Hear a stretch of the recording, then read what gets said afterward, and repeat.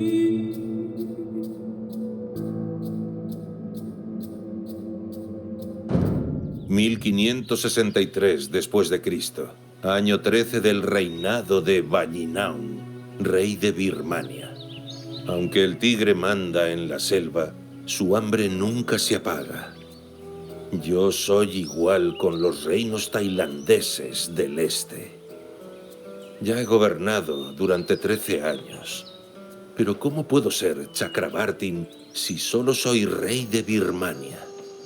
Ayutthaya es el más poderoso de los reinos tailandeses. Y su rey, Chakrabartra, me ha desafiado durante demasiado tiempo. Favorece la rebelión de uno de mis vasallos, el rey de Lan Na, y envió a su hija a casarse con el monarca de Lan Shan, solo para asegurar su alianza en mi contra. Pero esas tácticas no me llevarán a la guerra.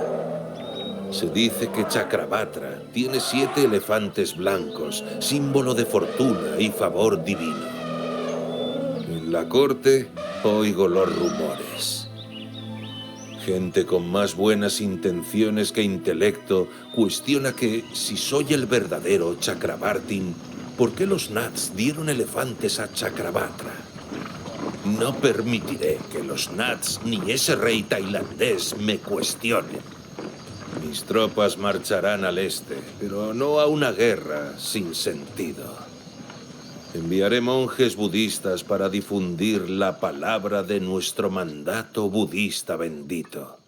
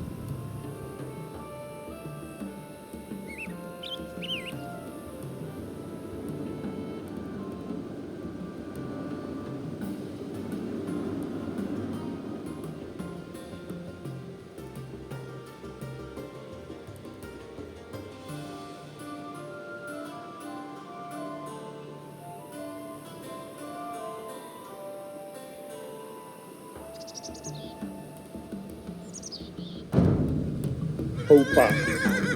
Llevaremos una reliquia de Buda a cada ciudad como muestra de mi devoción. Ven, viva.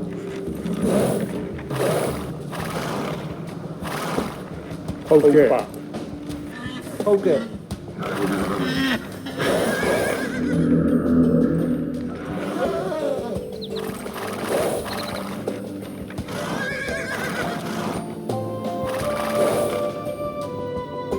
Low light. Okay. Chamber.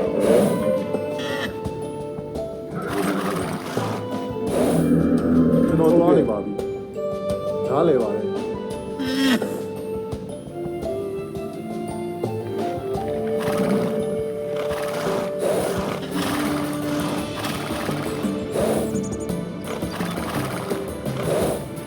ဟုတ်ပါ။ခုလုံးချက်ချင်းပါပဲ။သိမယ်ကျွန်တော်သွားနေပါဟုတ်ကဲ့ကျွန်တော်သွားလို့လိုက်ကျွန်တော်သွားနေပါဟုတ်ကဲ့လုံးလိုက်မယ်ဟုတ်ကဲ့အမေတို့ဆိုင်နေပါ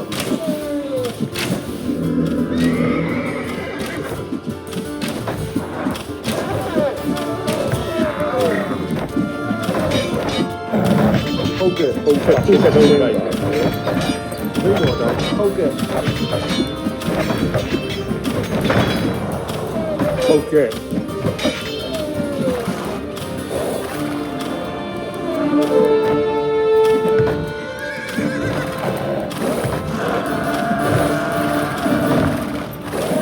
အသိမဲ့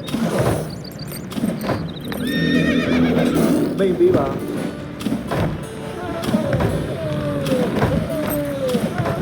ပြောပါဟုတ်ကဲ့အသိမယ်ဟုတ်ကဲ့ကျွန်တော်လုပ်လိုက်မယ်ကျွန်တော်လုပ်လိုက်မယ်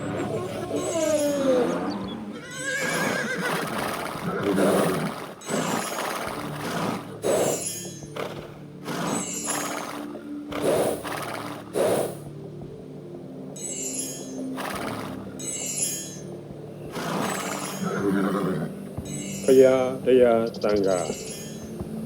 ပြောပါနားလေတော့သွားနေပါပြီ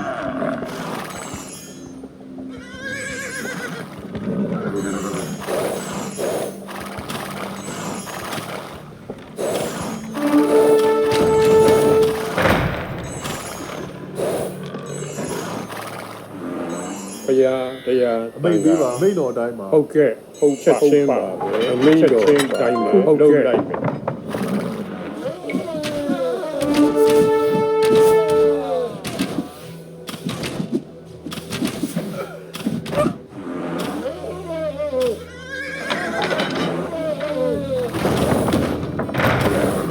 မိတ်သေးပါနားလေပါပြောပါလုပ်လိုက်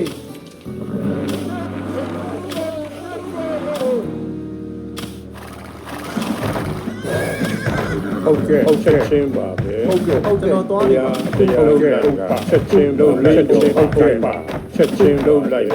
ဟုတ်ပါပြောပါဟုတ်ကဲ့လုပ်လိုက်ချက်ချင်းပါပဲ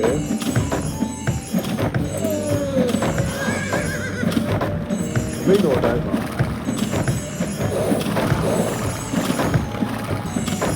မိတ်ပြီးပါဟုတ်ကဲ့တော့သွားနေပါ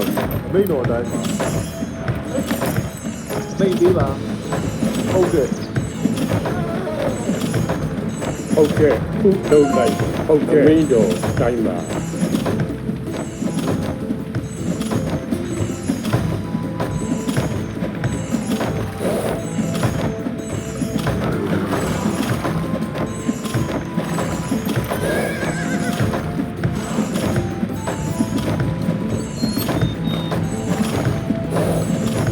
ဘုရားသံဃာဟုတ်ကဲ့ဟုတ်ပါပြောပါဘုရားဟုတ်ကဲ့ချက်လုပ်လိုက်ပါအမိတော်ချက်ပြောပါချက်ပါလုပ်လိုက်ဟုတ်ကဲ့ချက်ချင်းပါဘုရားလုပ်လိုက်သံဃာ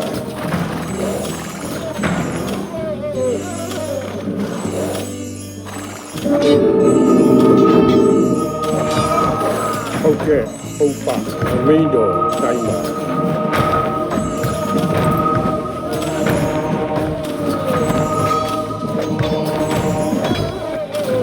ပြောပါအမိန်တော်တိုင်းပါဟုတ်ကဲ့လုံးလိုက်အသိပဲ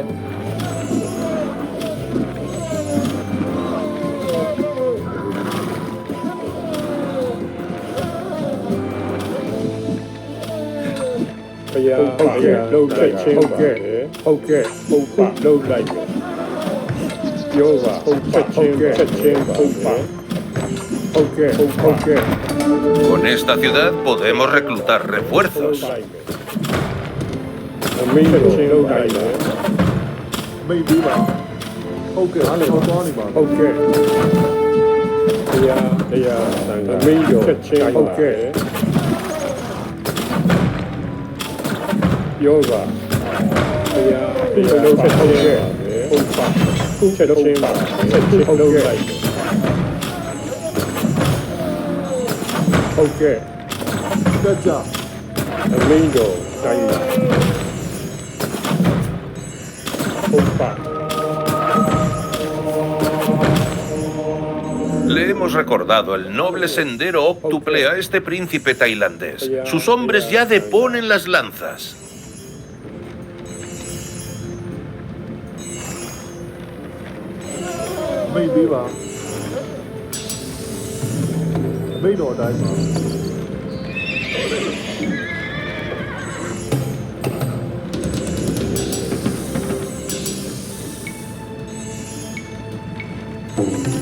ပြောပါ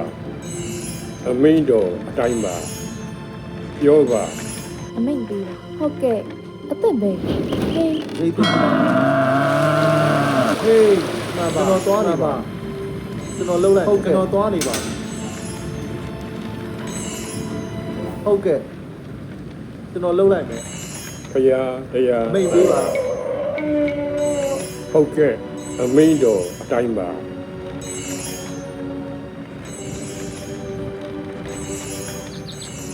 ဖရာတရားခုလုံးလိုက်မယ် ဟုတ်ကဲ့မှန်ပါ ပြောပါခုလုံးလိုက်မယ်ဟုတ်ကဲ့ဟုတ်ပါဟုတ်ကဲ့အမိန်တော်အတိုင်းပါ ဟုတ်ကဲ့မိတ်ပေးပါ ဟုတ်ကဲ့ ဟေးကျွန်တော်သွားနေ ဖ ပါ ရာတရားဟုတ်ကဲ့ဟုတ်ကဲ့ခုလုံးလိုက်မယ်ပြောပါချက်ချင်းဘုံချက်ချင်းပါပဲခုလုံးလိုက်မယ်ဟုတ်ကဲ့ချင်းလုံးလိုက်ဟုတ်ကဲ့ချက်ချင်းပါပဲဖရာတရား သိမယ်ဟုတ်ကဲ့ပါကျွန်တော်လှုပ်လိုက်မယ် ဟုတ်ပါလုံးလိုက်မယ်ချက်ချင်းပါပဲပြောပါချက်ချင်းပါ မိတ်တော်သားလည်းကျွန်တော်သွားနေပါပြီဟုတ်ကဲ့ ခုလုံးခုချက်ချင်းဟုတ်ကဲ့ဟုတ်ချက်ချင်းပါ မိတ်ပေးပါဟုတ်ကဲ့ရိတ်သိမ်းပါမိတ်တော်တိုင်းပါ အမိန်တော်အတိုင်းပါဟုတ်ကဲ့ဟုတ်ပါဟုတ်ကဲ့ ဟုတ်ကဲ့ ဘုရားတရားတန်ခါ ဟေးမှန်ပါ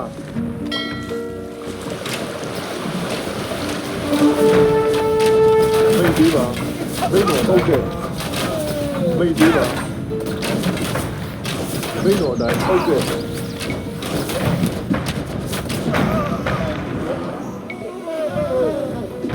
ဟုတ်ကဲ့အမိန်တော်အတိုင်းပါလုံးလိုက်မယ်ခုလုံးလိုက်မယ်ချက်ချင်းပါပဲ မိတ်ပေးပါ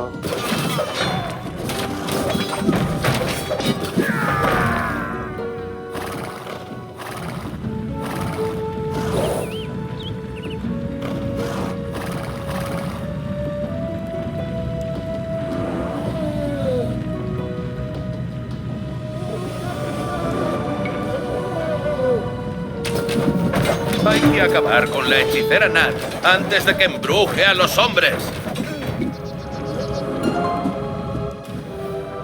အသိကျွန်တော်သွားနေပါကျွန်တော်လှုပ်လိုက်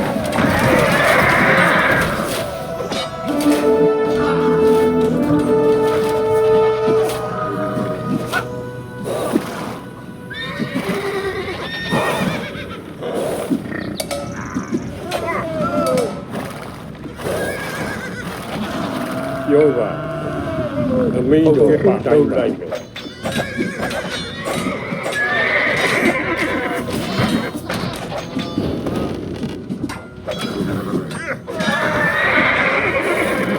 မိတ်ပေးပါအသိမယ်မှန်ပါ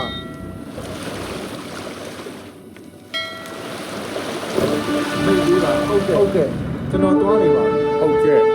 ဟုတ်ကဲ့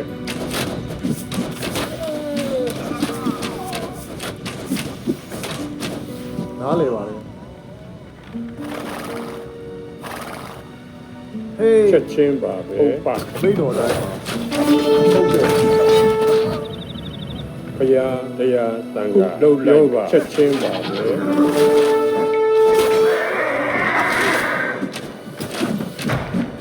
အမိန်တော်တိုင်းချက်ချင်းပါပဲ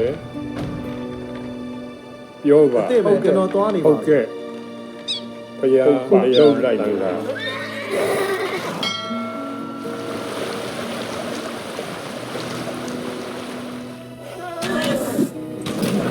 မိတ်ပေးပါ ဟုတ်ကဲ့ပါအမိန်တော်တိုင်းပါချက်ချင်းလုံးလိုက်ရယ် ဟေးအမိတ်ပေးပါ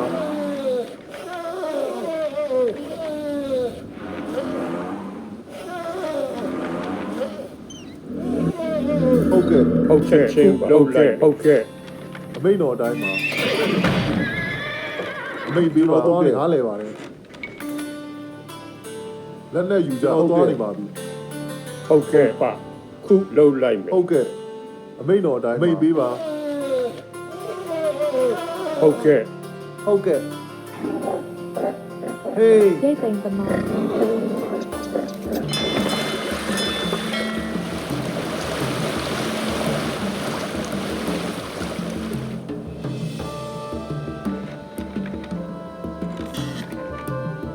ပြောပါဘုရားဟုတ်ကဲ့ချက်ချင်း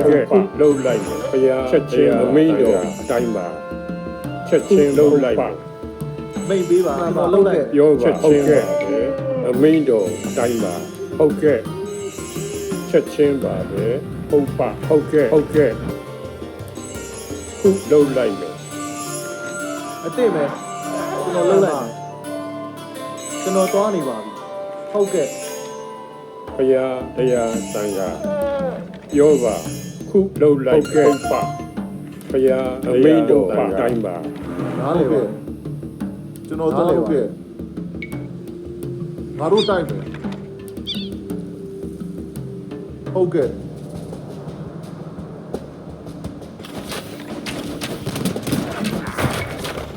မေးပြီးပါ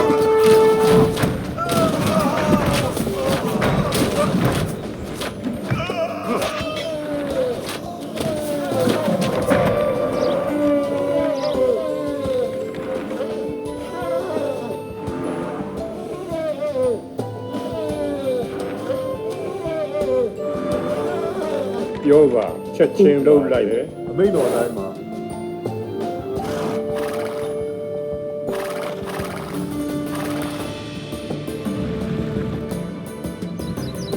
အမိတော်တိုင်းပါဟုတ်ကဲ့ပြောပါချက်ချင်းပါပဲ ဟုတ်ကဲ့မိတ်ပေးပါ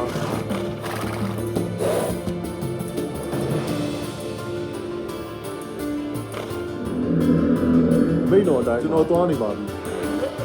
နားလေပါ ဟုတ်ကဲ့ဟုတ်ပါ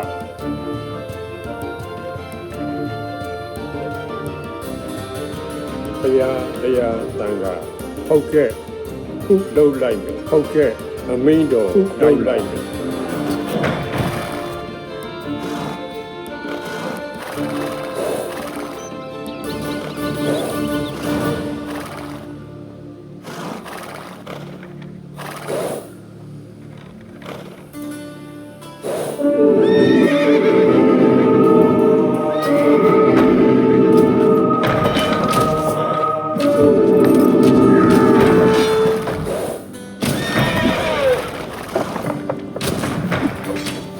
ပြောပါချင်းပါဟုတ်ကဲ့ချင်းပါ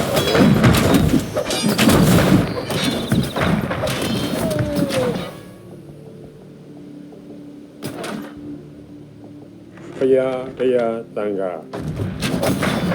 ဟုတ်ကဲ့ဟုတ်ပါ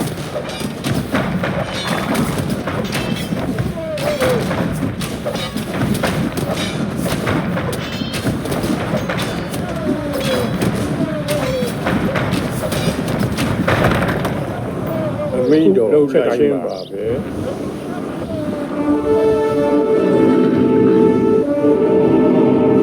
ဘုရားတရားသံဃာနားလေပါဟုတ်ကဲ့ ဟုတ်ကဲ့လှုပ်လိုက်မယ်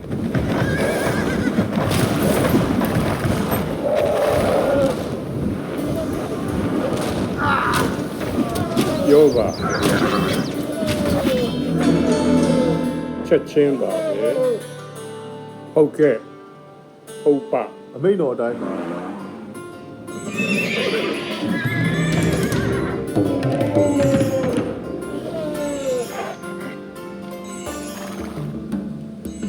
ပြောပါဟုတ်ကဲ့အမိန်တော်တိုင်းပါခုလှုပ်ချက်ချင်းလှုပ်လိုက်ပါခုလှုပ်လိုက်မယ်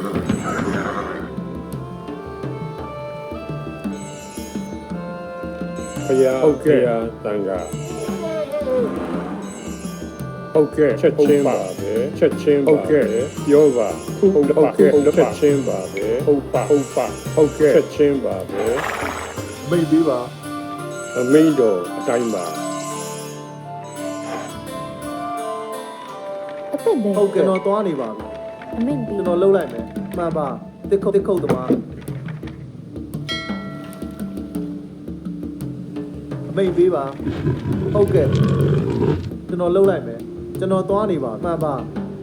ကျွန်တော်သွားနေပါမှန်ပါ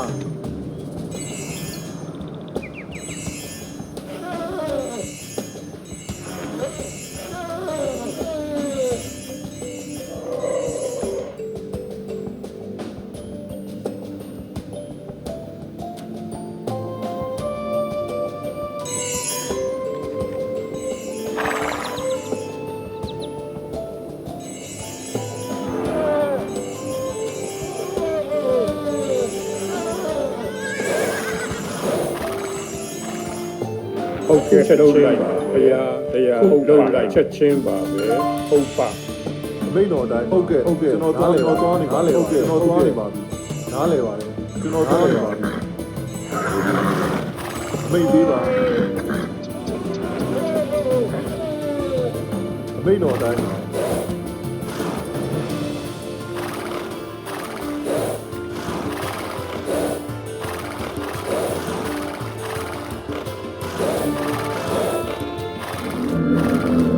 မိတ်ပေးပါ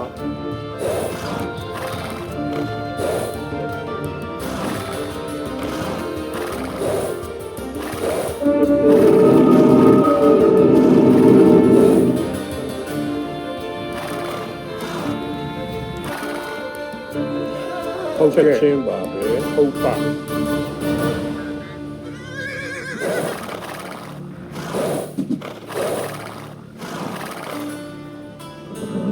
ပြောပါဟုတ်ကဲ့အမင်းတော်ကဲတိုင်းလိုက်မယ်ချက်ချင်းပါလှုပ်လိုက်မယ်ခုလှုပ်လိုက်ဟုတ်ကဲ့ မိတ်တော်တိုင်းဟုတ်ကဲ့လက်နဲ့ယူကြ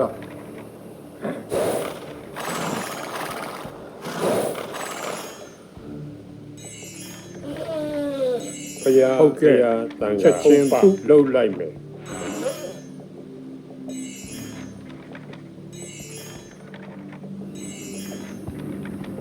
ဟုတ်ချက်ချင်းလှုပ်လိုက်ဟုတ်ကဲ့အမင်းတော်ချင်းတိုင်းပါနားလဲပါတယ် ပြောပါလှုပ်လိုက်ဟုတ်ကဲ့ ကျွန်တော်သွားနေပါပြီနားလဲပါကျွန်တော်သွားနေပါနားလဲကျွန်တော်သွားနေပါနားလဲကျွန်တော်သွားနေပါနားလဲပါငါတို့တိုက်ကျွန်တော်သွားနေပါဟုတ်ကဲ့နားလဲကျွန်တော်သွားနေပါတက်ကြ Hay que acabar con la hechicera Nat antes de que embruje a los hombres. ဟုတ်ချက်ချင်းပါပဲဟုတ်ကဲ့လှုပ်လိုက်မယ်ဟုတ်ကဲ့လှုပ်လိုက်ဟုတ်ချက်ချင်းဟုတ်ကဲ့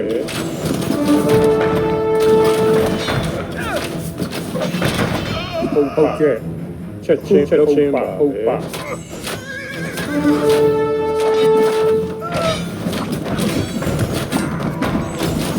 ဟုတ်ကဲ့လှုပ်လိုက်မယ်ဟုတ်ကဲ့ချက်ချင်းပါပဲ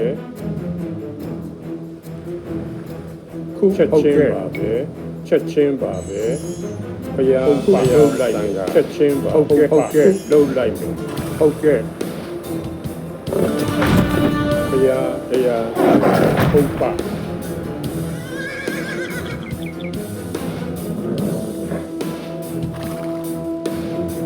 အမင်းတော်တိုင်းချက်ချင်းပါလှုပ်လိုက်မယ်သိမယ်ကျွန်တော်လှုပ်လိုက်မယ်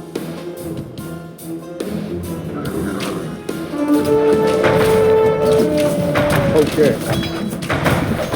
လှုပ်လိုက်ဟုတ်ကဲ့အားလုံးကျွန်တော်သွားနေပါဟုတ်ကဲ့ပြောပါဟုတ်ကဲ့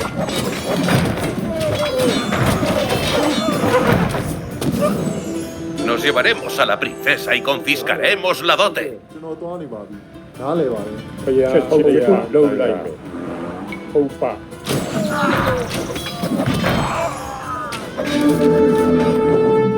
မိတ်ပေးပါချက်ချင်းပါပဲ အမိတ်တော်အတိုင်းမှာ ဟုတ်ကဲ့ခုလှုပ်လိုက်မယ်လှုပ်လိုက်မယ်ဟုတ်ကဲ့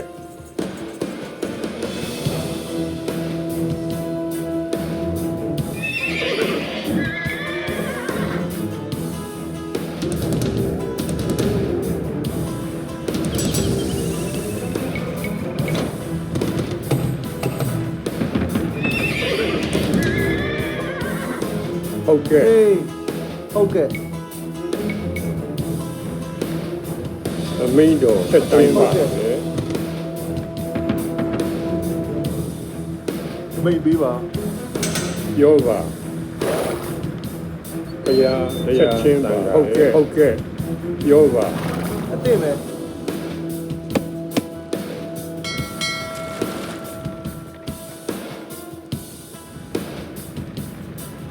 ဟုတ်ကဲ့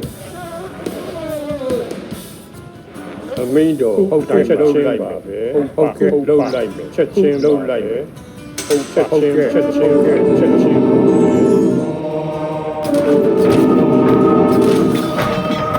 ဟုတ်ကဲ့ကျွန်တော်သွားနေပါပြီဟုတ်ကဲ့ကျွန်တော်သွားနေပါပြီဟုတ်ကဲ့နားလဲပါတယ်ကျွန်တော်သွားနေပါပြီဟုတ်ကဲ့ကျွန်တော်သွားနေပါပြီနားလဲပါတယ်ကျွန်တော်သွားနေပါပြီတက်ကြ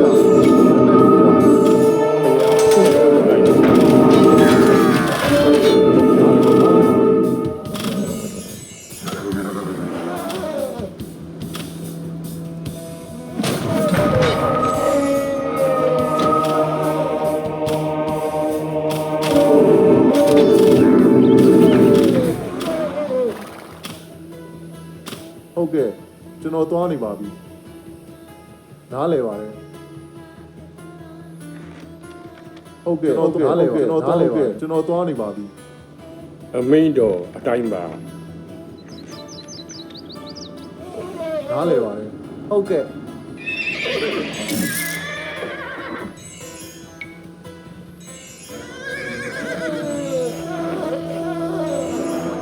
ဟုတ်ကဲ့ မိန်တော်အတိုင်းပါ ပြောပါဟုတ်ကဲ့ဘုရားတရားဟုတ်ကဲ့လုံးလိုက်ဟုတ်ကဲ့ချင်းလုံးလိုက်မယ်အမိန်တော်ချက်ချင်းပါပဲ အမိတ်ပေးပါဟုတ်ကဲ့ကျွန်တော်သွားနေပါကျွန်တော်သွားနေပါပြီဟုတ်ကဲ့နားလဲပါတယ်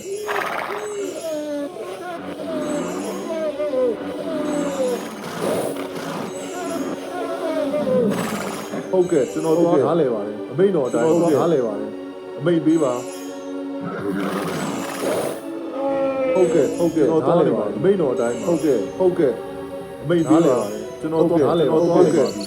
ကျွန်တော်သွားနေပါပြီ ဟုတ်ချက်ချင်းပါပဲဟုတ်ပါလုံးလိုက်မယ်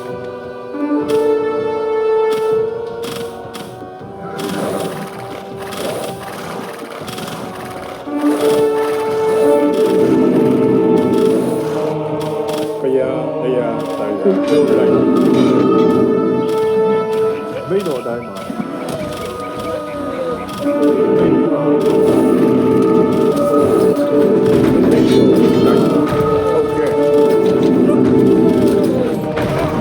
ယောဂချက်ချင်းပါချက်ချင်းလုံးလိုက်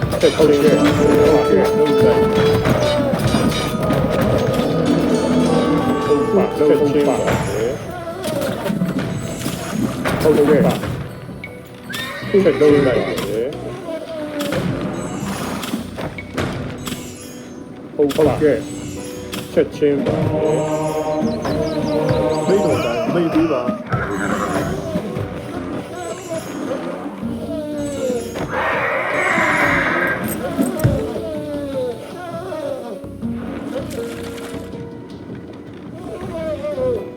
ဘုရားတရားတန်ခါ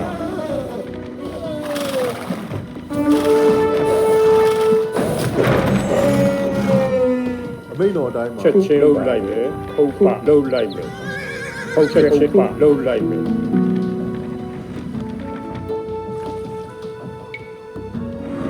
ဟုတ်ကဲ့ အမိတ်ပေးပါ ချက်ချင်းပါပဲ ကျွန်တော်သွားနေပါပြီ ဟုတ်ကဲ့ ဟုတ်ကဲ့ ချက်ချင်းပါပဲ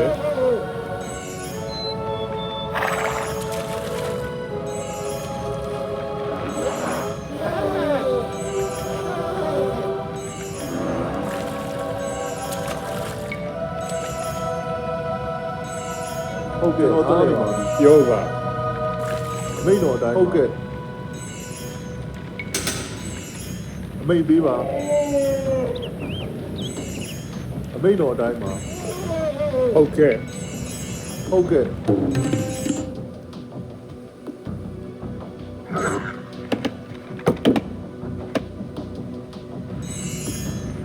မိတ်ပေးပါ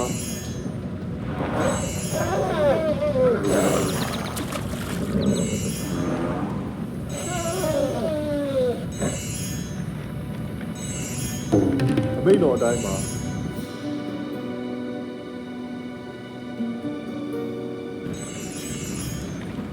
ဟုတ်ကဲ့အမိတ်ပေးပါအမိတ်ပေးပါမှန်ပါကျွန်တော်လုံးလိုက်မှန်ပါဟုတ်ကဲ့ဘုရားဟုတ်ကဲ့တန်ခါဟုတ်ကဲ့အမိတ်တော်အတိုင်းပါ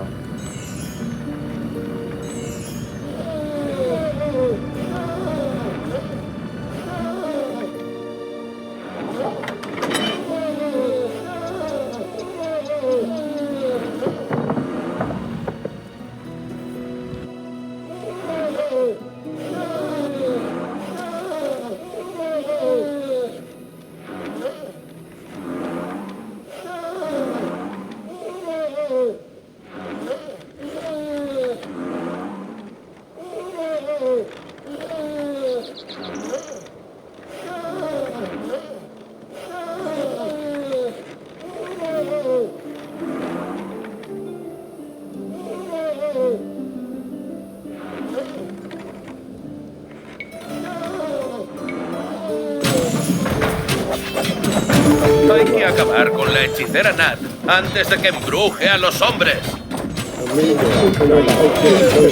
Hemos expulsado a los Nats de nuestras tierras. Construiré estatuas de Buda sobre sus restos.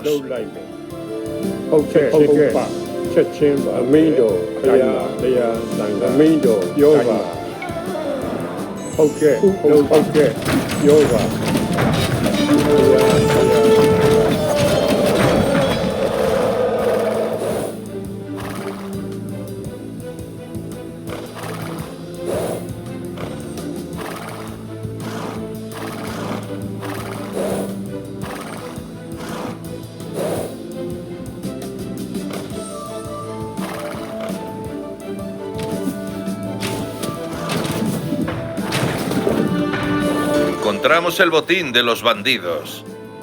Le daremos buen uso a este tesoro.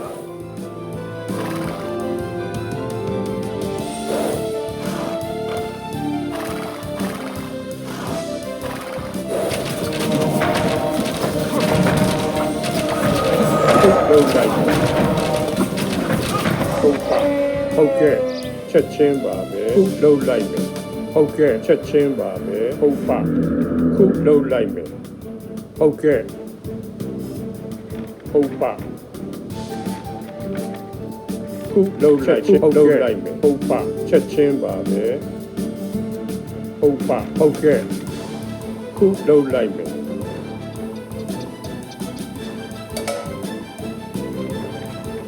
ချက်ချင်းပါဟုတ်ကဲ့လှုပ်လိုက်မယ်ဟုတ်ပါချက်ချင်းပါလှုပ်လိုက်ပါချက်ချင်းပါဟုတ်ကဲ့ချက်ချင်းဟုတ်ကဲ့ဟုတ်ပါချက်လိုက်ပါဟုတ်ပါမင်းတို့လှုပ်လိုက်ချက်ချင်းပါဟုတ်ကဲ့ဟုတ်ပါချက်ချင်းမင်းတို့ဟုတ်ကဲ့ဟုတ်ကဲ့နားလေဟုတ်ကဲ့ကျွန်တော်သွားနေတို့တိုင်းဟုတ်ကဲ့လက်တက်ယူကြဘုရားဘုရားဘုရားတိုင်း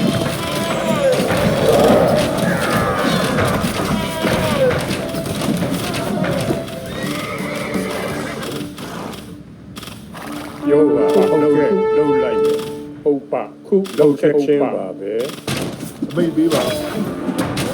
ဟုတ်ကဲ့ချက်ချင်းပါပဲခုလှုပ်လိုက်ပါခုလှုပ်လိုက်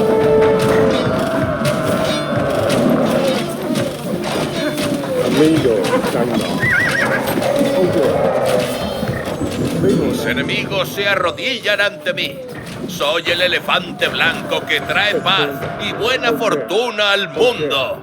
Soy el Chakrabarti.